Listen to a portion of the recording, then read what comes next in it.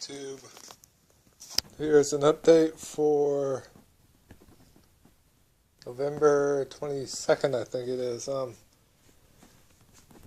last time you saw a video from me, I showed you a diagram for a section of plywood. Well, as you can see,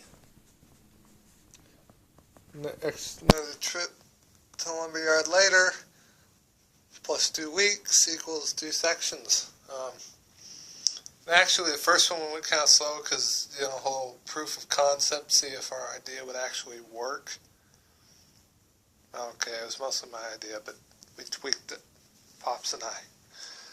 He's really good with lumber work. But anyways, so that's what I did with that one. This one, however, I got all 4 legs put together, glued and nailed. I got the frame glued and nailed. I got the plywood cut. Got the legs bolted to the frame. Got down here and set up and bolted to the first section on one Sunday. So that's pretty good. And I got a line a little bit, but so once I did all that, the next thing I did was I came back, took a pin, a ruler, and one of my Pico turnouts, and I just drew on their track center line. I mean, it's a little off, but not much. So I did that just to get an idea of where the ladder would be, and I took one of my freight cars and measured distance from there out to about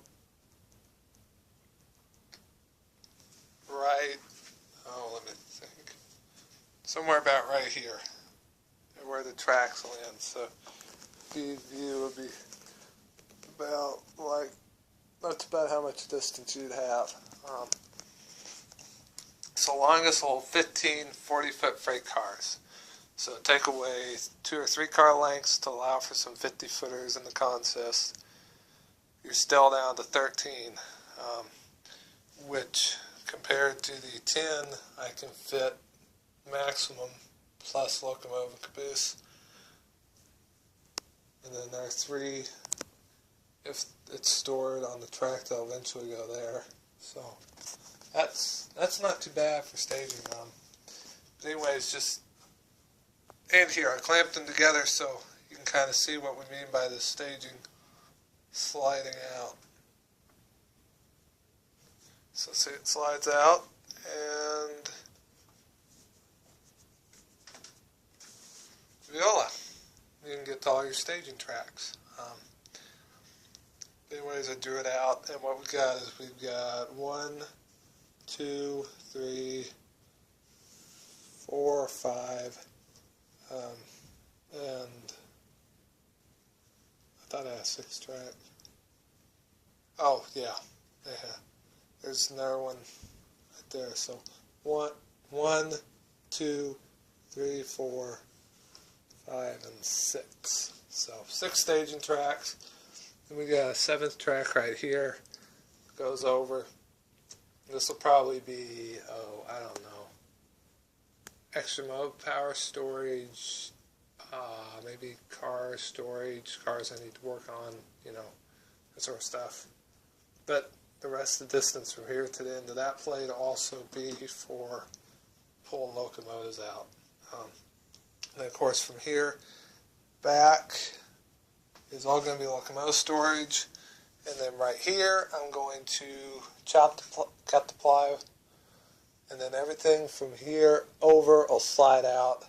This will stay rigid, and you'll come into your back section right here. So I'm standing about where the next module will go.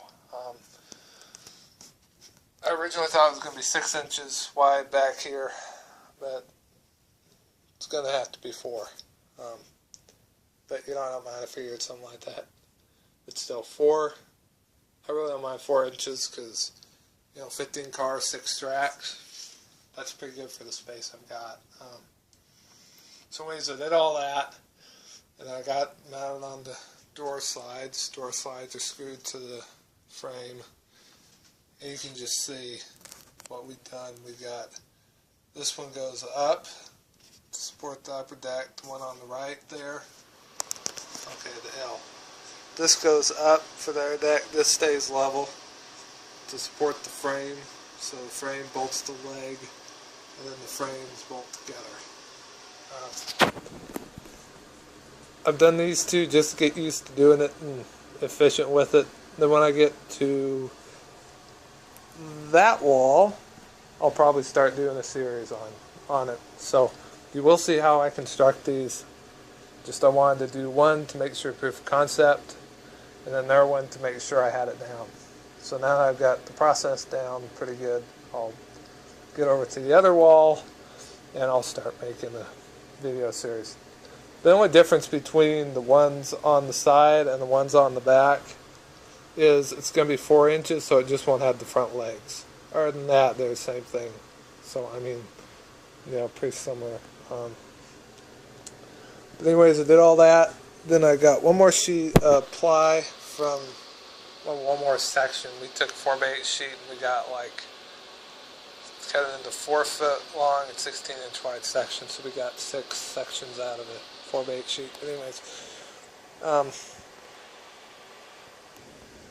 got another sheet, and I had a couple of L brackets here to get an idea of the different deck heights earlier. I mean, you see the screw hole where I had it. But what I did was I moved the bracket over and put the section on. So the bottom here is staging. This is staging, and this first sink level. But I did that just to get an idea how it would look, see what it would be like when you pulled the sections out, which you can see right there. But also, as you can see in this view, I also did it to test the height in here. This will be synced, and I'm running signals, so I have to have room for, tortoises and stuff to hang down, something like that. About that deep. So, room for tortoises, electronics, fry juicers, turnout, all that sort of stuff. And also to make sure.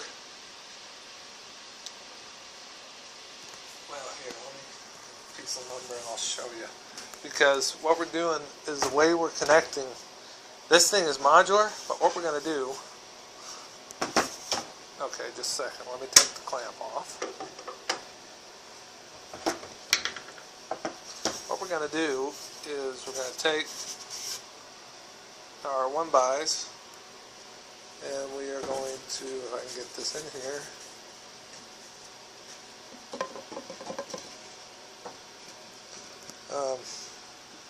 So this is what we're going to do here. We're going to put it on the edge, like that, see? So, that's what we're going to do. And this is my power design, but we're going to do it on the sides, both of the sides and the front. So, you'll have over.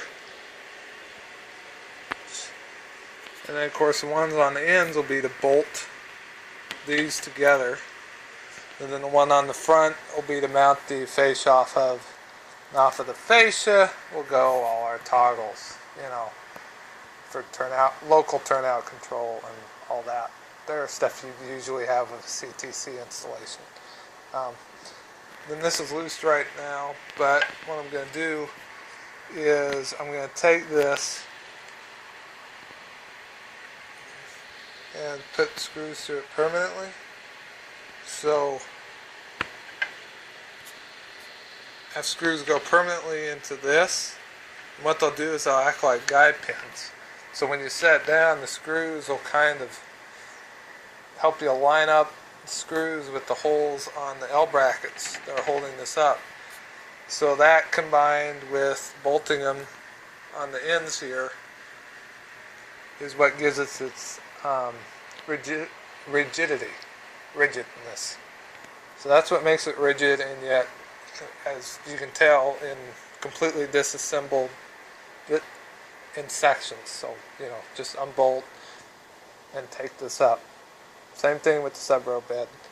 I'll just get L brackets and put a little bit of a sub-row bed up, I don't know, 2-3 inches, not much.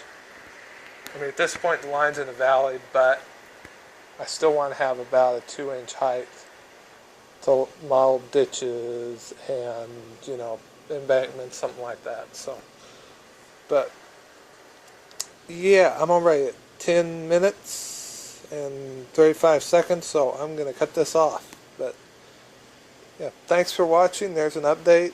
I'll have the construction video coming soon. And the next update, I'll show you some other stuff I did with kit bashing that I'm not going to get to this time. So everybody take care, and I'll see y'all next time.